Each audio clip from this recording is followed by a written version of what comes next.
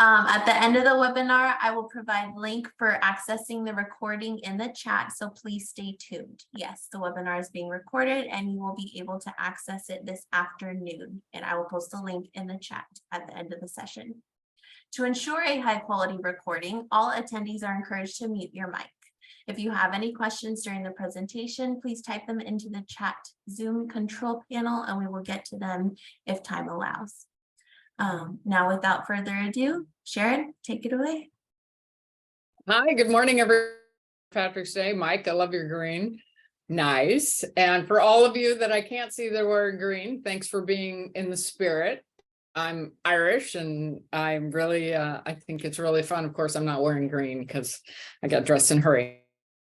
Our topic today is visioning. And the reason I chose it is because it's Eye Health Awareness Week or month. And I thought, well, you got eye health, you got visioning, and they kind of, you know, they're synonymous or they kind of commingle. But when I think about visioning, I think about designing your life or designing what you want in the world. And there are several books out there to help you. There's one book called by Bill Burnett and Dave Evans that talks about it's the Design Your Life workbook, and they're from Stanford University, and they actually graduate students design their plan for when they're going out into the world.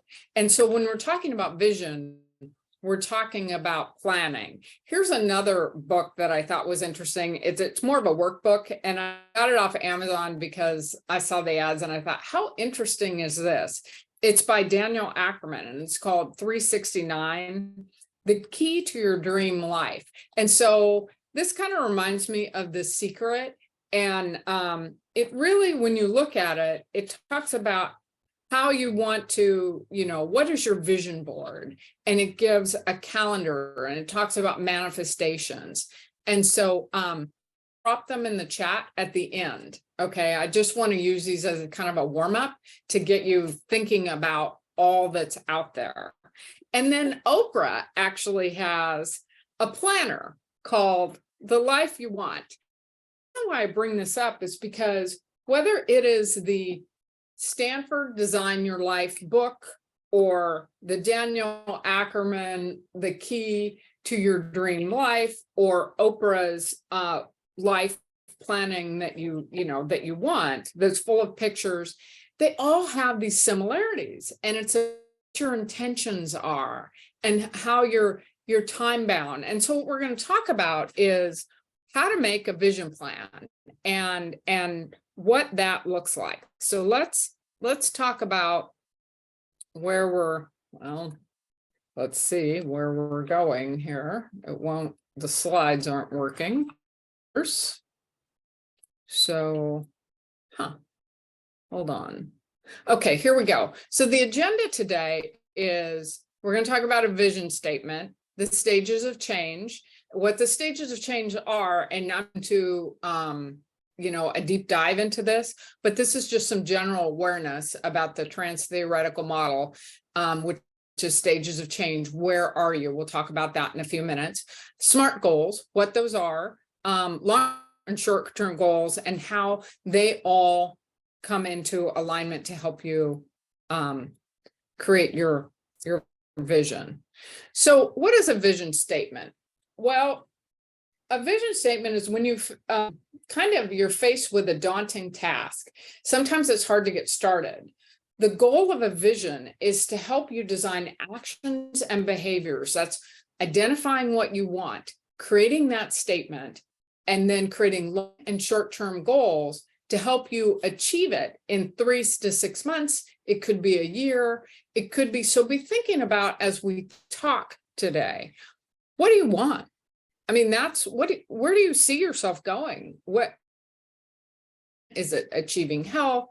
Is it a different job? Is it a promotion? What makes sense for you? And so when you're thinking about a vision statement, and take a few minutes and think about what you want, and then maybe take a meta view. What are you going to be in, or where do you want to be in a year? And I'll tell you, I did this over Christmas, and I actually landed 3 different job offers in 6 weeks because I wrote down, I want this, and I understood why I was. So it's more than just your vision, but also dig a little bit deeper and figure out what's motivating you. Why do you want this? What is important about this task that will help you in your motivation? So, and then at the end, when you think about you've done your vision, you've done your long and short-term goals, you know, what your statement would look like. So we're going to talk a little bit about the stages of change. And this is really important. The trans-theoretical model was designed, I believe, in the 80s. And it's really about your readiness to change. Are you in pre-contemplation, contemplation, preparation, action, or maintenance? And what this means, like if you're in, it's really important to assess this, you down on yourself so you don't feel bad because, you know, internally. I was just on a coaching call with a client and she was talking about, you know, failure and how she just felt like she'd fail. And so we talked about maybe she wasn't ready to make the change. And the trans-theoretical model, the stages of change, really by looking at it, and you can Google it, what it looks like, and it might help you understand where you are and why you can't get started. Or so let's just quickly go through what this is. So pre-contemplation is you're not ready for action. You may be resistant to change. You've got some excuses. I would, but what's going to get in the way, or not now. So if you create a vision statement, but you just can't seem to get off the ground, it could be that you're just not ready to make that change. You don't find how that aligns with your values. Contemplation is when you're getting ready.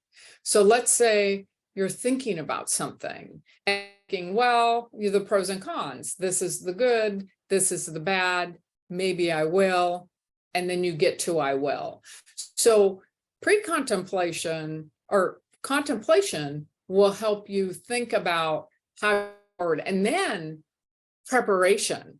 So you are ready to start. You are totally there.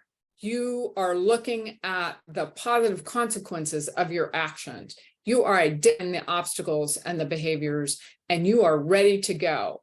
And you have your plan. This is my plan. So you're not in contemplation. You're not just thinking about it, and you're not ready to change. You are ready to launch your plan. And then you have the next stage, which is action. And action is really about making these changes in less than 6 months. You've thought about it. You're ready to go. You are resistant to any type of obstacle. You're going to have a workaround. You're going to be positive. You've started. You've actually started this. And so, yeah, that's great. It aligns with change management training. Yeah, and they probably use the trans-theoretical model because it's been around for a long time. They just didn't call it that.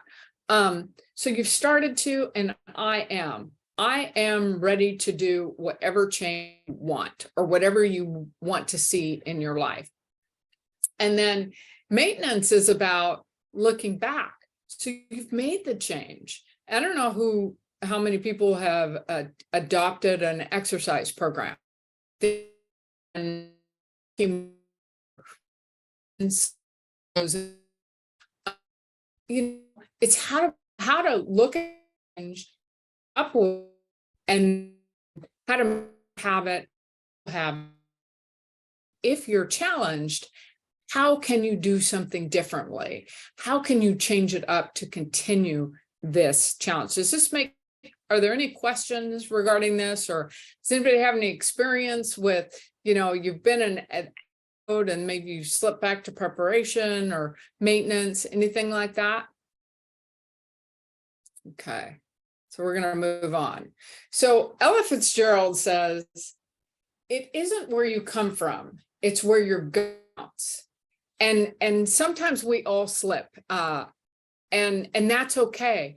It's having that vision, having that plan, creating that plan to help you get from A to B. And you're right, life happens, life does happen. And so when it happens, how are we able to overcome those obstacles and move forward or reassess or pivot?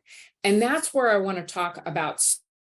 So SMART goals, and we're going to get into a little bit, this happens for you. You need to have your long-term goals and your short-term goals, but they need to be SMART.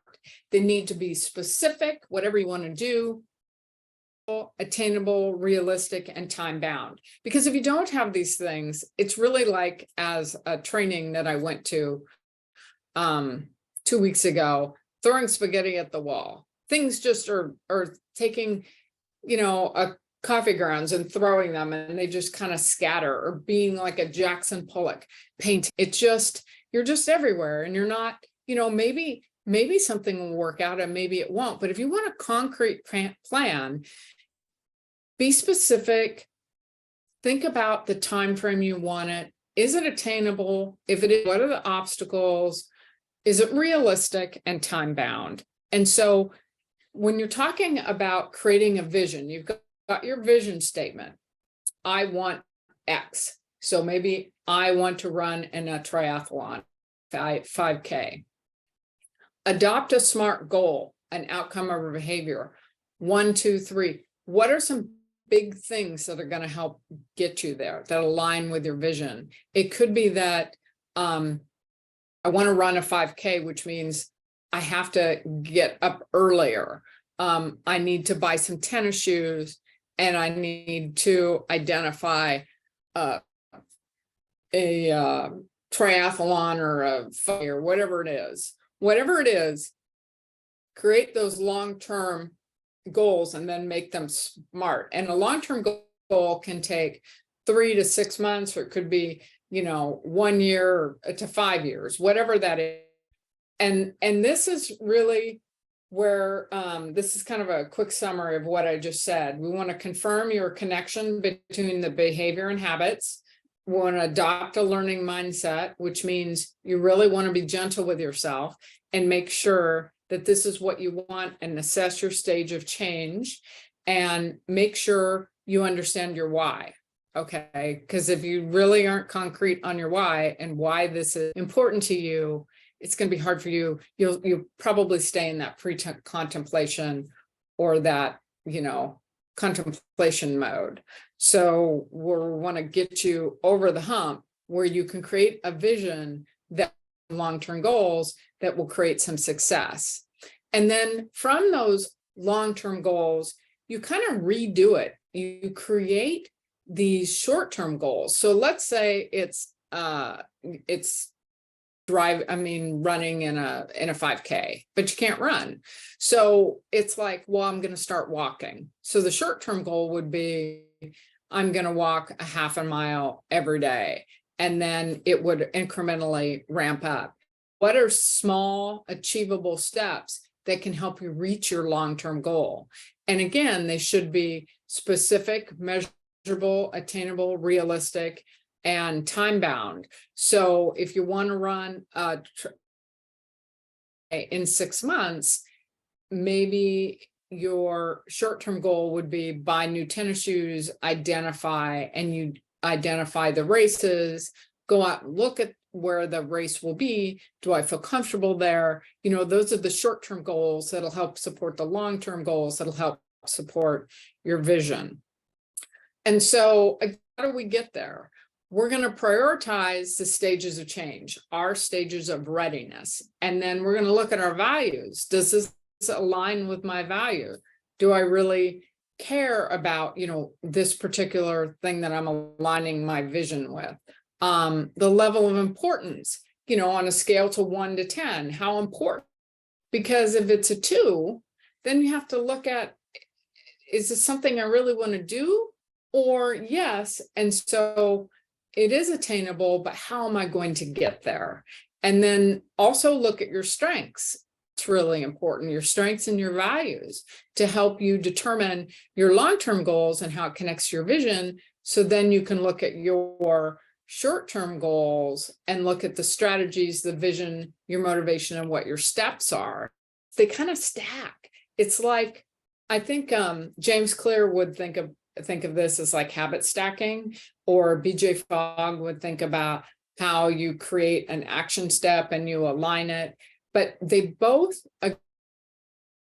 they seem to align that you've got to want to do it. It's got to be something that you're really motivated to do. And so, and then, you know, connecting all of these things to your vision. What is your I am statement? I am, that's in your future self. I am running a 5K. I am doing this. It is achievable. So some of the things, and I don't know how many people, we have about 15 minutes left. Have you ever done, I'm just going to throw it out there, a vision board? Has anybody ever done a vision board, and do they want to talk about it? Okay. Does anybody want to talk about what their vision board was and what found in doing it? Was it fun? Do we want to talk about how to put something together, how to write a vision statement? How can I help you? So you did, someone did one in January. And so I don't know if you feel about, you know, coming on and talking about what your vision board was, or the frequency of looking at your vision. You know, people do them once a year, and what your experience. So Pinterest, okay. Has your experience been good or bad? It was fun. I put a picture together, organized my progress, no idea how to build one, but I want to make one. So do you want to talk about how to do a vision board? Would that be helpful, rather than just writing a vision statement? Okay. So I actually went to a vision board, and it was really cool because what they did, and I don't know how many of you guys want to really invest in this. I find it better that it is a physical board that I see every day. I totally agree, Stephanie. So I went to class, and what they did is they got a cork board. So you got a cork board, and they got little pins, okay? And then they got a bunch of magazines. And if you don't have magazines at your disposal, you can actually go online and put vision and download things and cut them out. So let's pick something fun, like I want to envision my life in retirement, or I want to create the perfect vacation. So maybe you get on websites and you look at travel magazines and you cut things out, and statements, you know, affirmations, strengths, things that you want to accomplish, you know, on your vacation, and you cut them out, and then you start arranging them, and they started putting a stick pin in each item as you arrange it. They reach their vision, they tear off the board, the mid-year reevaluate, and select was obtainable additions they want to add. That's a very good comment that someone, I can't read they wrote. Anyway, so you create the vision, and then you want, and the reason you use the stick pins is because you can move them, and then you can go back to it and you can look at it. And you may, when you create your vision board, this is a little more, a little more than the art part, is that you write your vision statement. I want to have a wonderful, warm vacation by the end of 2023. So that's your vision. So then you go and you look for all of the different pictures and your affirmations and strengths. And then you could think about, well, it's going to cost money. So where am I getting the money for this? Well, maybe I'm only getting a 2% raise. So what do? Well, what options are out there?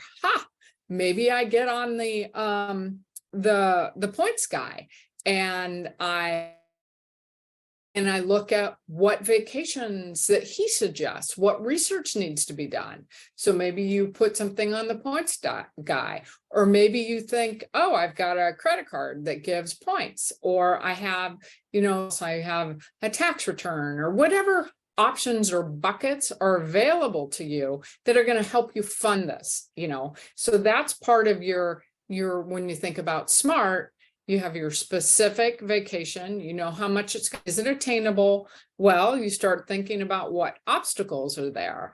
And so you can create this board where you've got your vision statement, you know where you're going, you know what you want, you understand kind of where it is, and then you slowly work the problems, look at the obstacles. And then if you glance at it, and put it somewhere that is, line of sight, then you look at it and maybe that'll help, rejuvenate your motivation for looking for this board, or looking towards your vision to see how they align. And, one of the things about using tape rather than glue or stick pins on a cork board is gives you flexibility, so you can change it. So a work thing comes up, you can change it and say, well, I can't go in 2023, but I can go in 2024. And giving yourself some flexibility in your vision board could actually help you achieve it. What do people think about that? Any comments on that? It is, I have to say, these people that, whether it's Oprah's Life You Want, or the 369 book, or Designing Your Life, it's all about where you are, where you want to go, what is possible, how can you, somebody wrote accountability with room for flexibility in life, giving yourself some grace, understanding that you don't have to be perfect. It's the marathon. It's where do you want to go? Recovering from setbacks. That's exactly right. And so in summary, I love these two quotes. We have, having a vision creates a path to the future. It focuses and allows for clarity to move forward.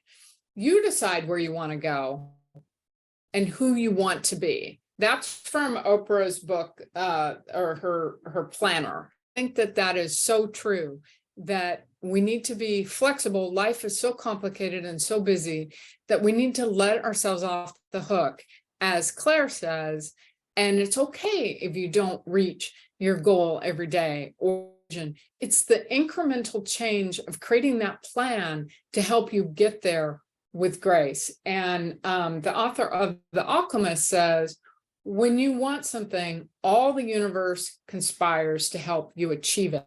I really believe in that, whether it's universe, whether it's the spirit world, whatever you believe in, whether it's just yourself and your family, it's having a plan to help you get from point A to point B. Really thinking about, what do you want? What is good for you? And, set a goal for moving forward. You can actually, if you have that, you can actually look back and say, how would I do something differently?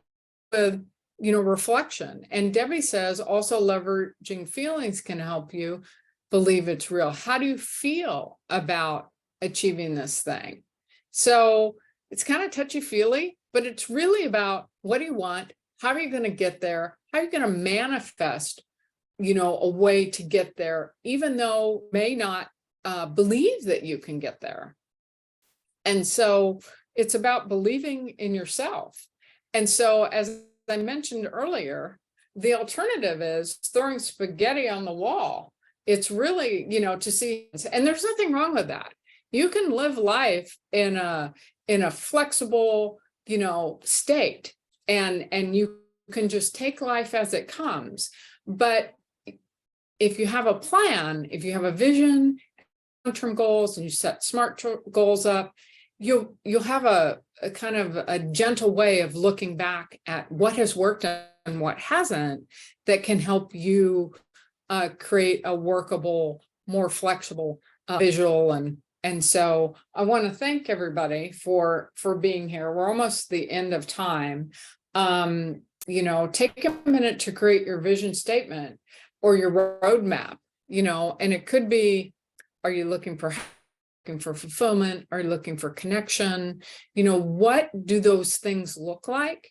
And how can you achieve them?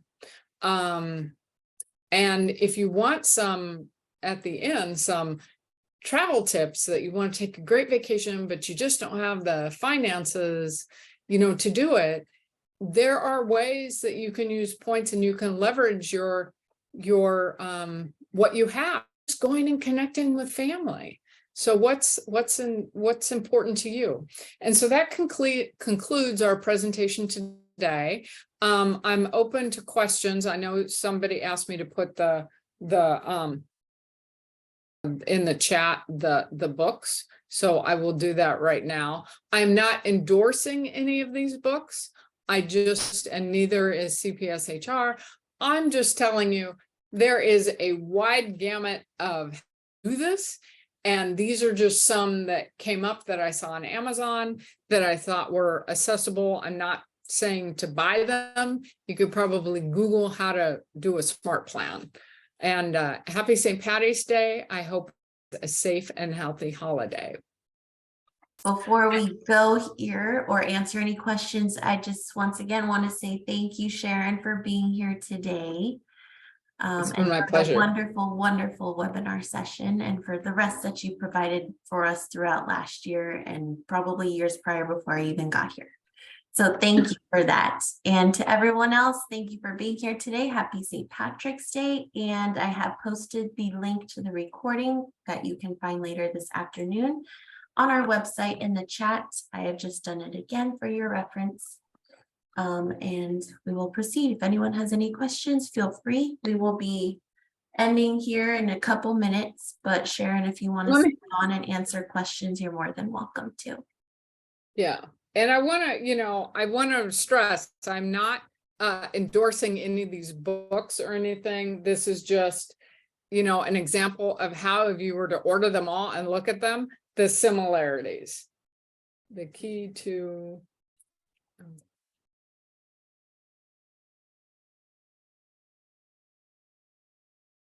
I want everybody to have a really happy life. So get out there and get your glue sticks going with your magazine. Oops, sorry, I'm a slow typer.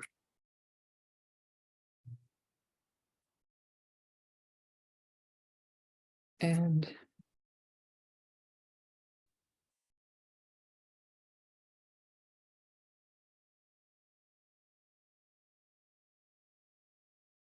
oops, I'm almost done.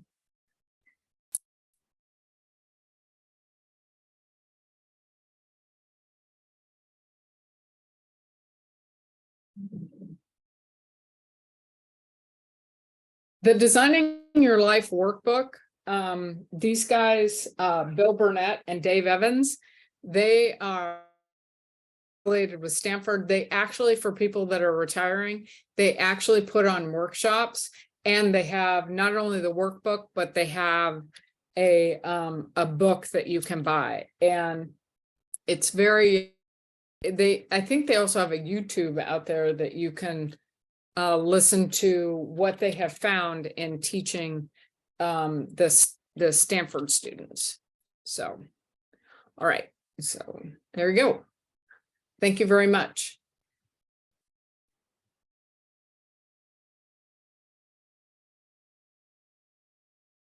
So did I miss anything? Any questions? No questions that I saw. All right. Well, everyone, have a happy life and a happy day. Good luck with your visions. Thank you, All right. Sharon. Take care. Have a great You're weekend, welcome. everyone. Bye-bye. Take care.